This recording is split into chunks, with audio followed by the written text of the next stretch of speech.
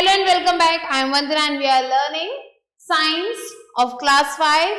This is Riddhi series by Children's Voice Publication and here is a book, Science Wonders. Let's start chapter number 13, Our Environment. The main features of the chapter is what is environment, human beings and environment, pollution, types of pollution, steps to control pollution. Let's move on to gear up exercise. Here you have to match the pictures to the types of pollution. Air pollution, here you can see this is air pollution. Now water pollution, next land pollution and noise pollution. So like this you have to match. So the first topic that we are going to learn is what is environment. So anything that surrounds us is known as the environment, and our environment consists of all the living and the non-living things around us. Plants, animals, air, water, land, building and humans. So कोई भी चीज़ जो हमें surround कर रही है वो हमारा environment है, चाहे वो प्लांट्स हो, एनिमल्स हो, वाटर हो, लैंड हो, बिल्डिंग्स हो या फिर ह्यूमंस हो. All the things that make up the environment are called its components. वो सारी चीजें जो एनवायरनमेंट को बनाती हैं उन्हें कंपोनेंट्स कहा जाता है. और इन कंपोनेंट्स को हम क्लासिफाई कर सकते हैं दो पार्ट्स में, जो कि है एबायोटिक और बायोटिक.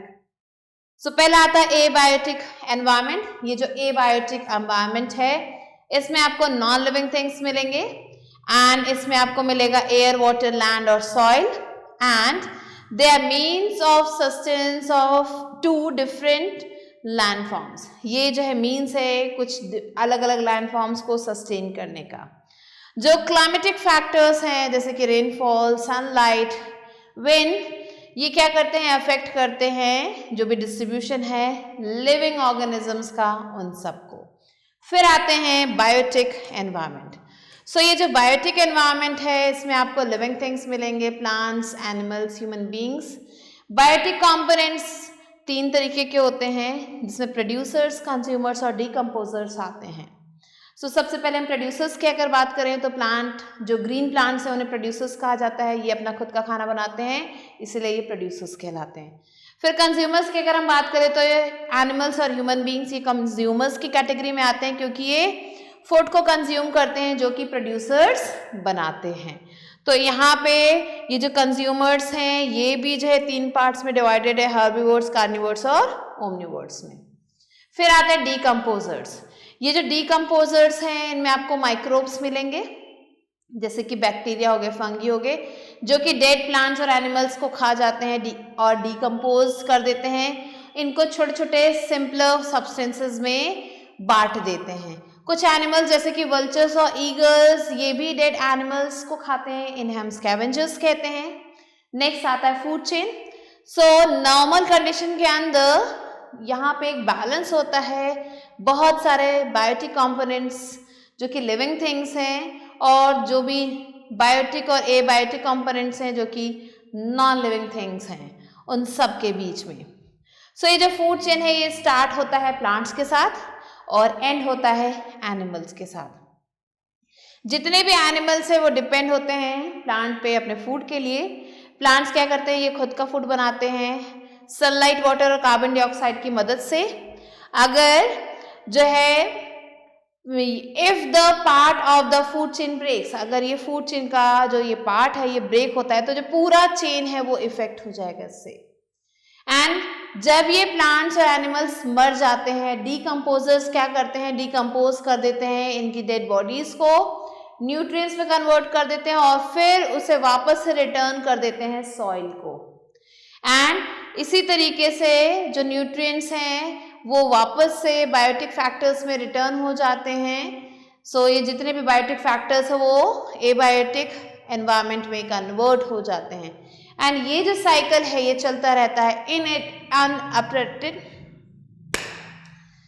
और ये जो साइकिल है चलता रहता है अनइंटरप्टेड नेचर में. तो ग्रास को खाया ग्रास हॉपर ने, ग्रास हॉपर को खाया फ्रॉग ने, फ्रॉग को खाया स्नेक ने, स्नेक को खाया ईगल ने, ईगल को जब ईगल डीकम्पोज हुआ तो फंगी ने उसकी जगह ले लिया और फंगी जो है प्लांट्स को वापस मिल गया. Now let's learn about human beings and the environment. अब हम human beings और उनके एनवायरनमेंट के बारे में पढ़ेंगे। सो ये जो ह्यूमन बींग्स हैं ये डिपेंड करते हैं एनवायरनमेंट पे अपने बेसिक नीड्स को पूरा करने के लिए।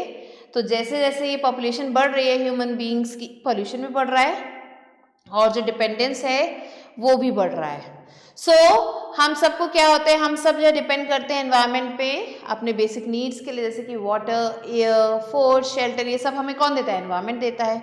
सो जैसे जैसे साल बीतते जा रहे हैं ह्यूमन की जो एक्टिविटीज़ हैं वो भी जो है बहुत सारे हार्मफुल चेंजेस ला रही है हमारे एनवायरनमेंट में।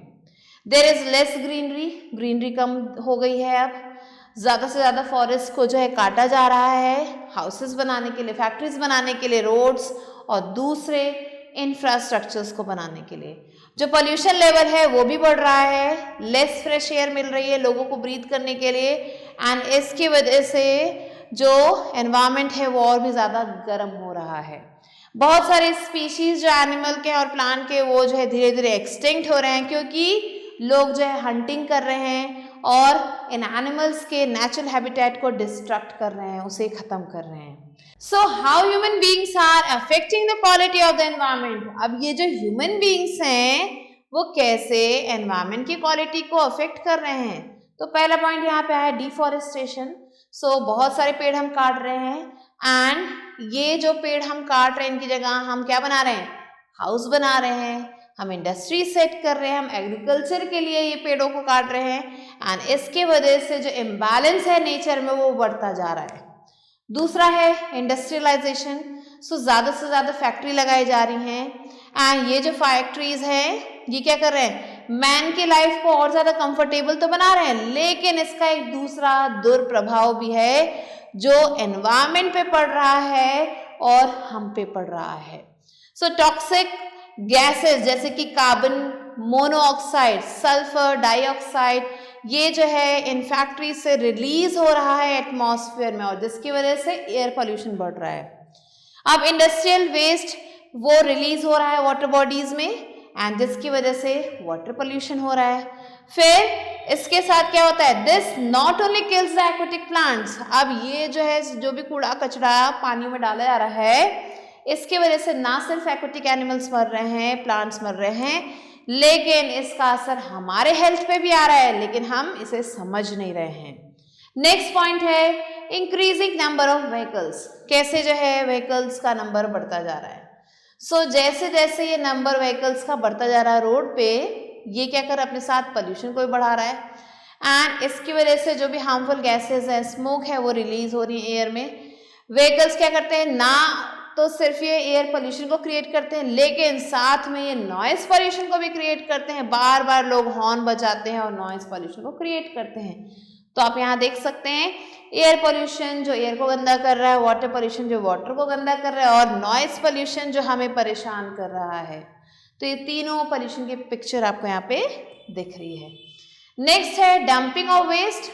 सो वेस्ट जैसे कि plastic, glass bottle, metal container, ये क्या कर रहे हैं? लैंड पॉल्यूशन को क्रिएट कर रहे हैं, और बहुत ज़्यादा हम क्या करते हैं? फर्टिलाइजर्स यूज़ करते हैं, पेस्टिसाइड्स यूज़ करते हैं, जो कि सॉइल पोल्यूशन को इंक्रीज कर रहा है। इसके अलावा अब हम पढ़ने वाले हैं effects of pollution on health. कैसे ये जो पोल्यूशन है इसका असर हमारी हेल्थ पे आ रहा है। सो जो अलग अलग तरीके के पोल्यूशन हैं, These have a harmful effect on the health of human beings. इन सब का एक एडवर्स इफेक्ट आ रहा है हमारे हेल्थ पे। ये जो एयर पोल्यूशन है इसकी वजह से बहुत सारी बीमारी हो रही है, जैसे कि asthma, bronchitis, pneumonia, lung cancer etcetera. तो ये बीमारियां हो रही हैं। इसके अलावा वाटर पोल्यूशन से क्या हो रहा है? कॉलेरा, डिसेंट्री, टाइफाइड, ये बीमारियां हो रही हैं। सॉइल पोल्यूशन जो है क्या करता है? ये सॉइल की फर्टिलिटी को रिड्यूस कर देता है, और जो क्रॉप्स पहले उगते थे उसका यील्ड अब कम हो जा रहा है। मीन्स अब कम अमाउंट में क्रॉप्स ग्रो हो रहे हैं, हेल्दी क्रॉप्स ग्रो हो रहे हैं। सो ये थे कुछ इफेक्ट्स पोल्यूशन के हमारे हेल्थ पे। Now let's move on to pollution. So presence of unwanted substances in the environment is called pollution. जब अनवांटेड सब्सटेंस जो है एनवायरनमेंट में मिल जाए तो उसे पोल्यूशन कहते हैं। And the substances that cause pollution are called pollutants. वो सब्सटेंसेज जो पोल्यूशन को क्रिएट करते हैं उन्हें पोल्यूटेंट्स कहा जाता है।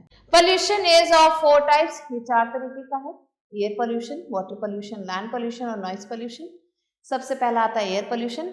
सो एयर पॉल्यूटेंट्स जो भी एयर में प्रेजेंट रहते हैं वो क्या करते हैं, एयर को इम्प्योर बनाते हैं, जिसकी वजह से एयर पोल्यूशन होता है। ये होता है हार्मफुल गैसेस की वजह से, डस्ट की वजह से, स्मोक की वजह से या दूसरे पॉल्यूटेंट्स की वजह से, जो कि रिलीज किए जाते हैं एयर में व्हीकल से। अब जो भी टॉक्सिक गैसेस है जैसे कि कार्बन मोनोऑक्साइड हो गया या फिर सल्फर डाइऑक्साइड हो गया, ये क्या करते हैं, रिलीज होते हैं एयर में, कहाँ से, इंडस्ट्रीज से। तो आप देख सकते हैं इंडस्ट्रीज से कितना धुआं निकल रहा है, पोल्यूशन को क्रिएट कर रहे हैं ये इंडस्ट्रीज।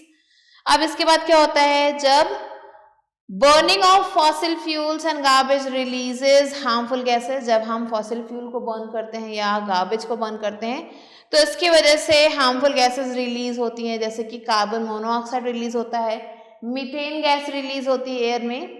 और एयर पोल्यूशन जो है रेस्पिरेटरी डिजीजेस को जन्म देता है, जैसे कि अस्थमा लोगों को हो जाता है, ब्रोंकाइटिस या फिर लंग कैंसर का सामना करना पड़ता है लोगों को।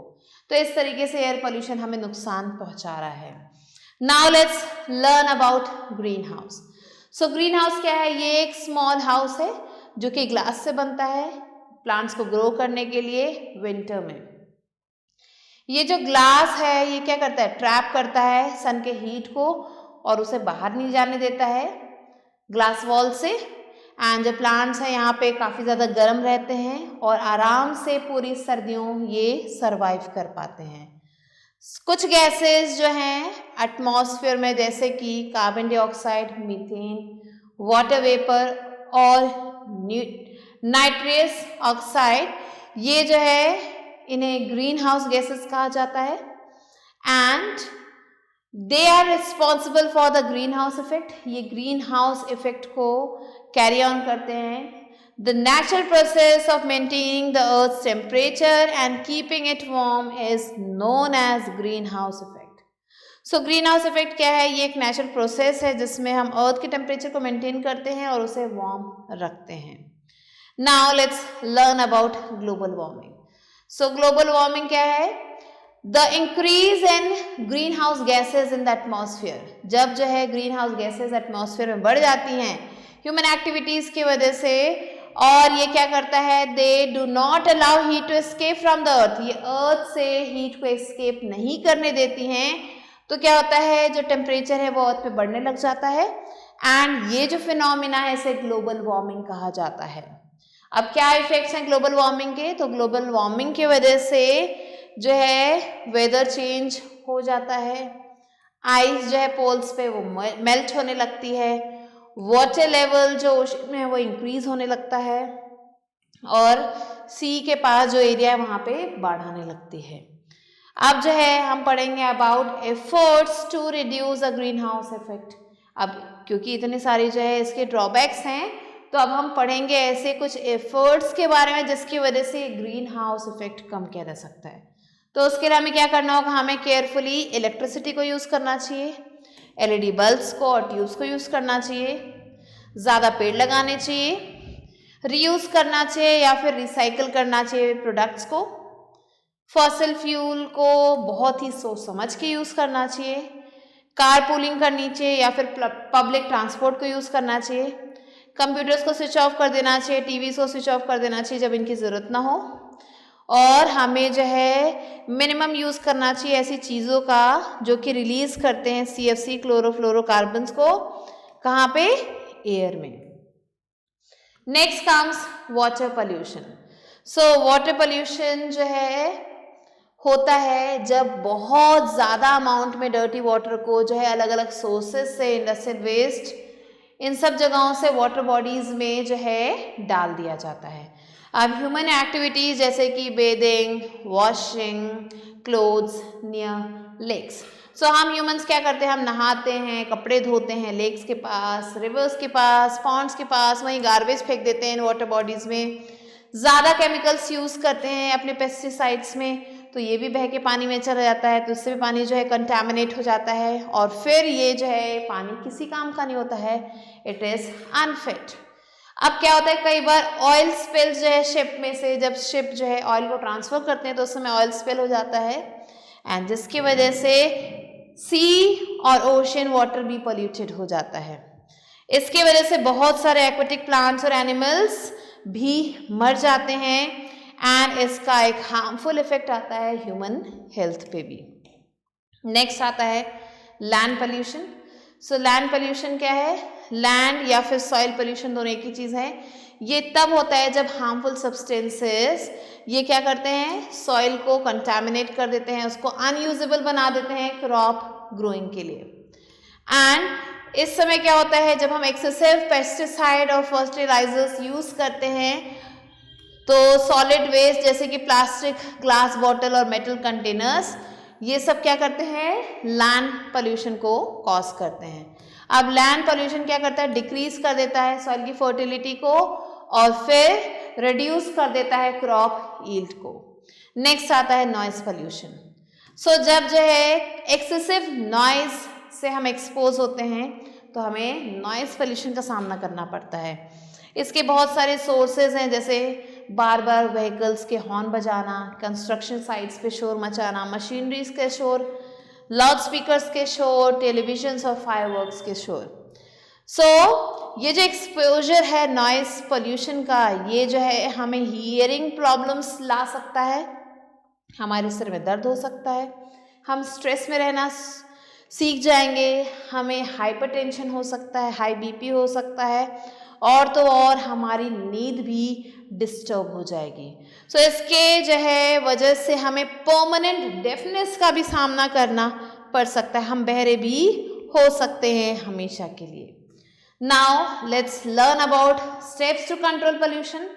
क्या क्या स्टेप्स हमें फॉलो करने चाहिए पोल्यूशन को कंट्रोल करने के लिए? सबसे पहला है ज़्यादा से ज़्यादा पेड़ लगाएं, इंडस्ट्रियल वेस्ट को पहले ट्रीट करें, फिर उसे जो है वाटर बॉडीज़ में डंप करें, फैक्ट्रीज को शिफ्ट करना चाहिए सिटीज़ के बाहर, टॉल चिमनीज लगाने चाहिए फिल्टर्स के साथ, ताकि जो भी स्मोक और गैस है वो ऊपर ही रिलीज हो जाए, हमें अफेक्ट ना करे। केमिकल फर्टिलाइजर्स का जो यूज़ है उसे कम कर देना चाहिए, उसकी जगह नेचुरल फर्टिलाइजर्स को यूज़ करना चाहिए। गार्बेज और वेस्ट मटेरियल को जो डिस्पोज कर देना चाहिए बहुत अच्छे से। पब्लिक ट्रांसपोर्ट हमें चूज़ करना चाहिए, वॉक करना चाहिए बाइक की जगह, एंड जहाँ कहीं भी ज़रूरी हो पहले वॉकिंग से जाएं और अगर आप नहीं जा सकते तो आप व्हीकल यूज़ करें। फिर उसके बाद सिंगल यूज़ प्लास्टिक को बैन कर देना चाहिए, हमें जो है जूट या फिर क्लॉथ बैग यूज़ करना चाहिए, प्लास्टिक बैग्स की जगह हमें जो है फॉलो करना चाहिए 3R जो कि रिड्यूस, रीयूज़ और रिसाइकल है।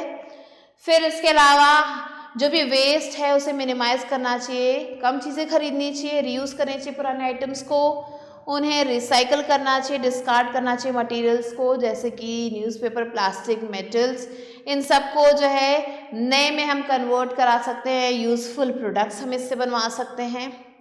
अप्लायंसेस, लाइट और फैन इन्हें बंद रखें जब आपको इसकी ज़रूरत ना हो। वाटर और इलेक्ट्रिसिटी को सेव करें, यूज़ करना चाहिए रिन्यूएबल एनर्जी रिसोर्सेज को, जैसे कि सोलर और विंड एनर्जी, इन्हें यूज़ करना चाहिए। हमें अननेसेसरी हॉकिंग नहीं करनी चाहिए जब हम ड्राइव कर रहे हैं। सो ये सारी जो चीज़ें हैं इन सब का हमें ध्यान रखना चाहिए। Now let's move on to new words. Sustenance is living, oil spills is leakage of petroleum onto the surface of large body of water, outskirt is on the border. Let's move on to let us recall. So anything that is around us is the environment. The components of environment can be classified into two types, abiotic and biotic. Abiotic environment consists of non-living things, biotic consists of living things. The biotic components of environment are the three types: producers, consumers and decomposers, and there is interdependent between biotic and abiotic components of the earth. All organisms depend on the environment for their need. Human activities like deforestation, industrialization, increasing number of vehicles on the roads, dumping of waste has reduced the quality of environment, causing pollution. Pollution is a process of unwanted substances in the environment. Pollution is of four types: air, water, land and noise. And we must take urgent steps to protect our environment. The natural process of maintaining the earth's temperature and keeping it warm is known as greenhouse effect. Global warming is the rise in temperature of the earth. So these are some of the important points that we have to remember. Now let's move on to book exercise, which is exercises. So A exercises, take the correct answer. The first question is, this is a biotic component of the environment. Wind, land, plant, stone. Correct answer is plant. Now the second one is, this is an autotroph, lion, mango tree, human being, deer. The correct answer is mango tree. Third, which of the following is not a greenhouse gas? Oxygen, ozone, methane, carbon dioxide. Correct answer is oxygen. Fourth one, which of the following disease is caused by water pollution? Asthma, cold, jaundice, pneumonia. Correct answer is jaundice. Question number 5. Food chain ends with plants, animals, decomposers or sun. The correct answer is decomposers. Now B exercise is right, true or false. The first one is, the quality of our environment is improving. This is false. Second, all animals are decomposers. False again. Third one, biotic and abiotic components of the environment are dependent. Yes, true. Fourth one, air pollution can cause asthma and even lung cancer. This is true. And the fifth one is, global warming is good for our environment. This is false. So these are the answers that you have to write down. Now let's move on to C exercise, which is fill in the blanks. C exercise is fill in the blanks. Here the first one is, the things that make up the environment are called components. Second, microbe is a decomposer. It decomposes plants and animals. Third, vehicles cause air and noise pollution. Fourth one, chemicals and fertilizers used in excess cause water pollution. Fifth one, substances that cause a pollution are known as pollutants. Now D exercise is right, short answers. The first one is, what is the difference between biotic and abiotic components of environment? So the difference between the two are, the biotic components are the living part of the environment and the abiotic components are the non-living part of the environment. Question number 2, what is a greenhouse? So greenhouse is a building which is made with glass walls to protect the plants in winters, and it preserves the warmth of the sun. Next, question number 3, name 3 greenhouse gases. So the 3 greenhouse gases are carbon dioxide, methane and water vapor. Question number 4, what do you mean by 3 R's?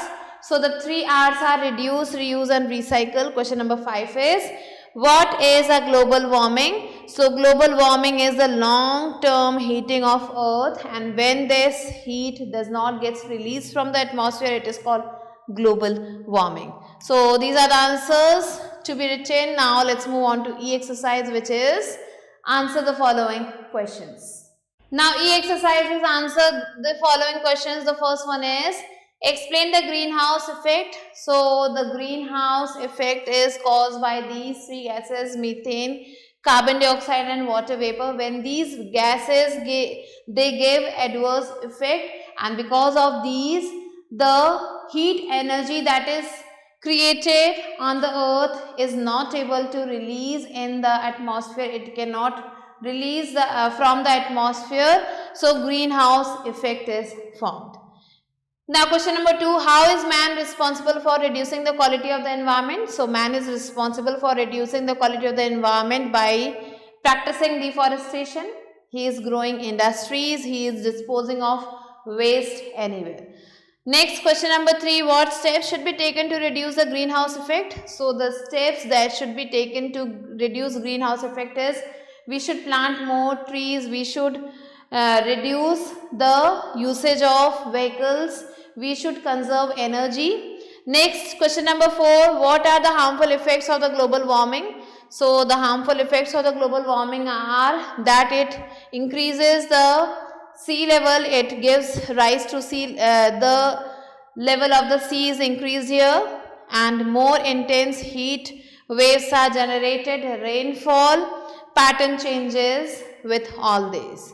Next, question number 5, mention 5 ways to control pollution. So the 5 ways to control pollution are, first, we should practice waste management, we should do carpooling, Whenever required, we should walk short distances, we should conserve energy, we should recycle, and also we should plant more trees. So these are the answers you have to write down. You can add some of your points also. With this, we have completed the chapter. I hope you understood it. I'll be meeting you soon with a new video and a new chapter. Till then, stay tuned and thanks for watching.